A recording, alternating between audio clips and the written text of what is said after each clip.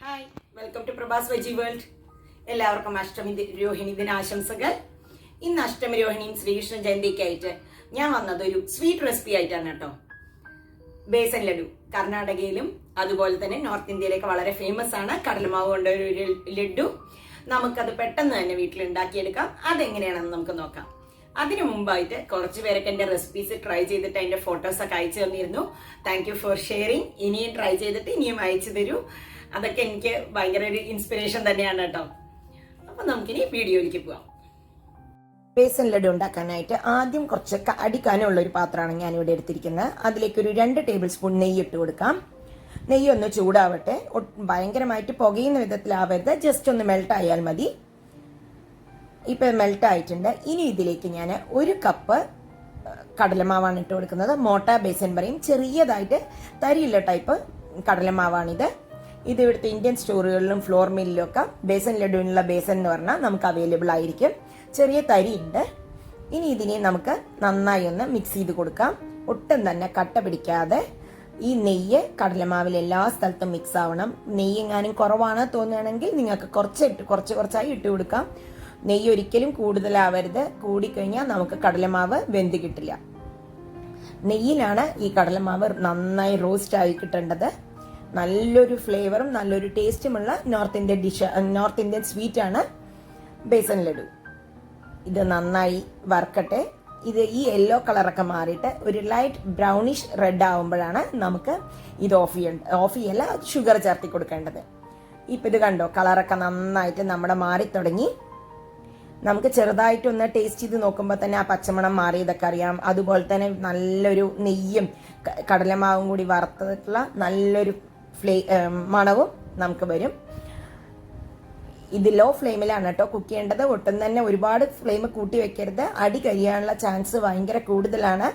അതുപോലെ തന്നെ ഞാൻ കൈവിടാതെ ഇളക്കി കൊടുത്തിട്ടുണ്ട്. ഇതിപ്പോ കണ്ടോ, നല്ലവണ്ണം ലൈറ്റ് ബ്രൗണി റെഡിഷ് ആയിട്ടുണ്ട്. ഇനി ഇത് നമുക്ക് ഇതിലേക്ക് ഷുഗർ ആഡ് ചെയ്ത് കൊടുക്കാറായി. 1/2 കപ്പ് പൗഡർ ചെയ്തിട്ടുള്ള ഷുഗറാണ് ഞാൻ എടുത്തിട്ടുള്ളത്. 1 കപ്പ് കടലമാവിന് 1/2 കപ്പ് ഷുഗർ ഇടുന്നുള്ളൂ. ഇതിനെ നമുക്ക് നന്നായി ഒന്ന് മിക്സ് ചെയ്ത് യോജിപ്പിക്കാം. പഞ്ചസാരയും കടലമാവും ഒക്കെ കൂടി നല്ലൊരു നെയ്യും ഒക്കെ കൂടി നല്ലൊരു ഫ്ലേവർ ഉണ്ട്. ഒട്ടും കട്ടയില്ലാത്ത വിധത്തിൽ തന്നെ മിക്സ് ചെയ്യാൻ ശ്രദ്ധിക്കണേ.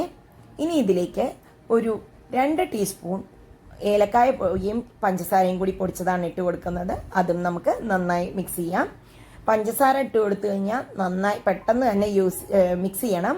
ഇല്ല എങ്കിൽ പഞ്ചസാര കാരമലൈസ്ഡ് ആയിട്ട് അടിയിൽ പിടിക്കാനുള്ള ചാൻസ് ഭയങ്കര കൂടുതലാണ്.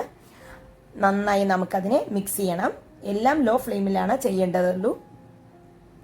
ഇപ്പം ഇത് ഏകദേശം നമുക്ക് ഓഫ് ചെയ്യാറായി. ഓഫ് ചെയ്യുന്നതിന് മുമ്പായിട്ട് നമുക്കൊരു 2 ടീസ്പൂൺ ഷുഗറും കൂടി ഇട്ട് കൊടുക്കാം. ഇതെന്തിനാന്ന് പറഞ്ഞു കഴിഞ്ഞാൽ നമുക്ക് ഈ ഷുഗർ കൂടി കടിക്കാൻ ഈ ലഡുവിൽ നല്ലൊരു ടേസ്റ്റ് കൊടുക്കും, ഒരു ക്രഞ്ചിനെസ് കൊടുക്കും ലഡുവിന്. അപ്പം ഇനി നമുക്കിതിനെ മിക്സ് ചെയ്തിട്ട് ഓഫ് ചെയ്യാം. ഒരു 10 മിനിറ്റ് കഴിഞ്ഞിട്ട് നമുക്ക് ഉരുട്ടിയെടുക്കാം. ഓഫ് ചെയ്താലും നമ്മളതിനെ ഇളക്കിക്കൊണ്ടിരിക്കണം ഒരു 2-3 മിനിറ്റ് അടിയിൽ പിടിക്കാതിരിക്കാനായിട്ട് ഷുഗർ ഇട്ടത് കൊണ്ട്. ഇപ്പം ഇതൊരു 10 മിനിറ്റോളം ആയിട്ടുണ്ട് കേട്ടോ. ചെറുതായിട്ടൊന്ന് ചൂടൊക്കെ പോയിട്ടുണ്ട്. ഇനി നമുക്ക് ചെറിയ ചെറിയ ലഡു ആക്കി നോക്കാം. ആദ്യം നമുക്ക് നെയ്യ് വേണോ എന്നൊക്കെ നോക്കാം ഒന്നും കൂടി. ഇപ്പം ഇത് ഉരുട്ടിയാ വരുന്നുണ്ട്, എന്നാലും കുറച്ചും കൂടി നെയ്യ് ഉണ്ടെങ്കിൽ കുറച്ചും കൂടി ടേസ്റ്റ് ആവും. അതുകൊണ്ട് തന്നെ ഞാൻ ഇതിലേക്ക് ചൂടാക്കി വെച്ചിട്ടുള്ള നെയ്യാണ് ഇടുന്നത്.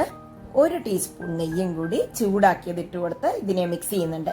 നിങ്ങൾക്ക് വേണമെങ്കിൽ കുറച്ചും കൂടി നെയ്യൊക്കെ ഇടാം. നെയ്യൊക്കെ വളരെ ഇഷ്ടമുള്ള ആൾക്കാർക്ക് നെയ്യ് ഈ സ്റ്റേജിൽ ചൂടാക്കിയത് മാത്രമേ ഇടാൻ പാടുള്ളൂ. ഒന്ന് ചൂടാക്കിയിട്ടുള്ള നെയ്യ് ഇട്ട് കൊടുത്ത് മിക്സ് ചെയ്ത് നമുക്കിനി ഉരുട്ടിയെടുക്കാം. ഹോട്ടലിലൊക്കെ കിട്ടുന്നതിൽ നല്ലവണ്ണം നെയ്യ് ഉണ്ടാവും കേട്ടോ. അപ്പോൾ അത് വായിലിടുമ്പോഴേക്കും മെൽട്ട് ആവണമാതിരി തോന്നും. ഇതും നല്ല ടേസ്റ്റ് തന്നെയാണ്. കുറച്ച് നെയ്യ് കുറച്ചിട്ടാണെങ്കിലും നല്ല ടേസ്റ്റിലും ടെക്സ്ചറിലും തന്നെയാണ് നമ്മുടെ ബേസൻ ലഡു ഉണ്ടാവുന്നത്. അപ്പം ഇത് നന്നായി ഉരുട്ടി അമർത്തി ഉരുട്ടണേ. ഇല്ല എങ്കിൽ അത് തമ്മിലൊരു ബൈൻഡിങ് ഉണ്ടാവില്ല. ഇത് പെട്ടെന്ന് തന്നെ റെഡിയാക്കാവുന്നൊരു ലഡു ആണ്. ഇത് നമ്മുടെ ഷേപ്പൊക്കെ ഏകദേശം വന്നിട്ടുണ്ട്. ഇനി ഇതിലേക്ക് ഞാൻ ഒരു പിസ്തയുടെ ഫ്ലേക്സും കൂടി വെച്ചെടുക്കണം, ഒരു ലുക്ക് ഇരിക്കട്ടെ. അപ്പോൾ അതിലൊരു പിസ്ത ഫ്ലേക്സും കൂടി വെച്ച് കൊടുത്തിട്ടുണ്ട്. പിസ്ത ഫ്ലേക്സ് വെച്ച് കഴിഞ്ഞിട്ട് ഒന്നും കൂടി നമുക്കതിനെ ഉരുട്ടണം. അങ്ങനെ നമുക്ക് ബേസൻ ലഡു റെഡിയായി. ഇനി ബാക്കിയുള്ളതും ഇതുപോലെ തന്നെ ഉരുട്ടിയെടുക്കാം നമുക്ക്. കണ്ടോ, നല്ല ഷേപ്പിലൊക്കെ വന്നു. ഇനി ബാക്കിയുള്ളതും ഉരുട്ടിയെടുക്കാം.